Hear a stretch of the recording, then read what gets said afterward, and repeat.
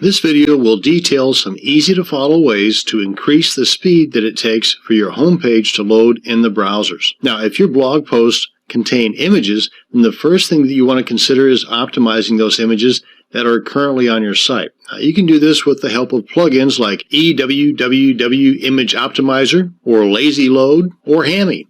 All of these can be found in the WordPress.org plugin directory. Just go to WordPress.org, go to plugins, and then do a search for that particular plugin. Or just do a Google search for WordPress Image Optimizers, and you'll have several to choose from. Now, if your homepage has a lot of image icons that link to like social media sites or background images, or other images that show up on any and all of your pages, then you might want to have what are called CSS image sprites generated and put to use instead of having each individual image called on each time a page of your site is loaded into your visitor's browser. The load time speed is not increased that much by using sprites, but if your site generates a lot of traffic, then using sprites will majorly reduce the bandwidth usage. Now, to learn more about sprites, you can just simply Google CSS sprites or CSS sprite tutorials, or check out sites like SpriteCow.com or CSSsprites.com or SpriteMe.org. Okay, now that you have your awesome images all nice and optimized, you should consider using the More tag on all of your posts. For example, if we take a look at my post here, and I've got a ton of text, I've got pictures and videos, and this is all just one post, by the way.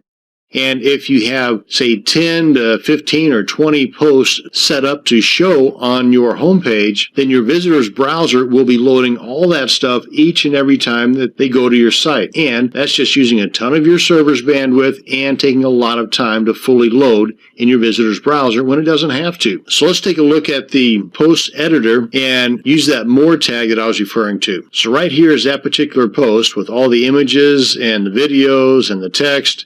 And if right up here, say somewhere in an area of the beginning of that post, you can kind of cut things off to where it might entice the visitor to click on the link to go to the rest of that post, kind of like a cliffhanger at the end of a TV show to get you to come back next week to watch the rest of it. With that thought in mind, let's say right here, I put my cursor, come on up here, and this is the More tag right here.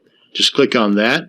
Now let's go ahead and update. So now, instead of having all the text, all the images, all of that stuff showing up on the home page, it's still going to show up on the actual post page. That's not affecting the post page at all. But if we come back here to the home page and refresh, come on back up here to the top, you can see that that one post that had all the images, the videos, and that ton of text has just these 4 lines and a link here that says continue reading. Now, all this is customizable. You can put whatever you want in here, and you can put that link anywhere in that post. If you want to have that first image or that first video to show up on the home page, then move that More tag down below that. But imagine if you had something like this on each one of these posts, your front page or your home page would load in seconds, maybe even 1 second. Another thing is the number of posts that are showing up on your home page.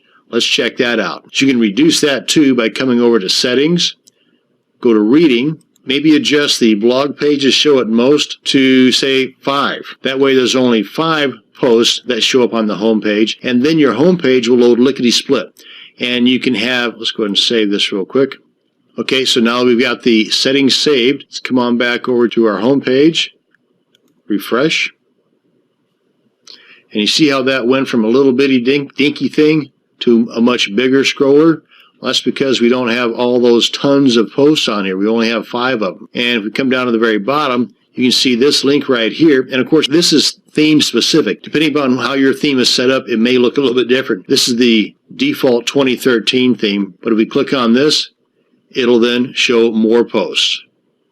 And if you do have a sidebar over here, you might have something over here for most recent posts or categories that will further help your visitors navigate through your site. The key thing, though, is to increase the speed at which your homepage loads, and you do that by minimizing the amount of stuff that you got on your homepage. And speaking of stuff, you might consider the overall design of your site or theme.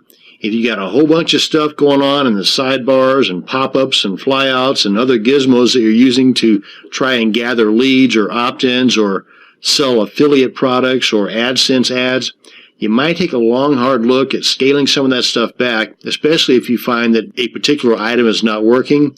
Again, every little tidbit on your homepage will affect the load time in your visitor's browser. So if it's not doing you any good, get it out of there. Now, lastly, if you're using a bunch of plugins on your WordPress site, you should check out a particular plugin called P3, or Plugin Performance Profiler. And what this does is just like it says here, it sees which plugins are slowing down your site. It puts together a report for you, and it makes it a lot easier for you to make a more informed decision on, do you really need that plugin to do that particular thing? Because you can now see how it's affecting the load time of your site. And that's going to bring us to the end of this video on optimizing your WordPress homepage. Thanks for watching, and you have a great day.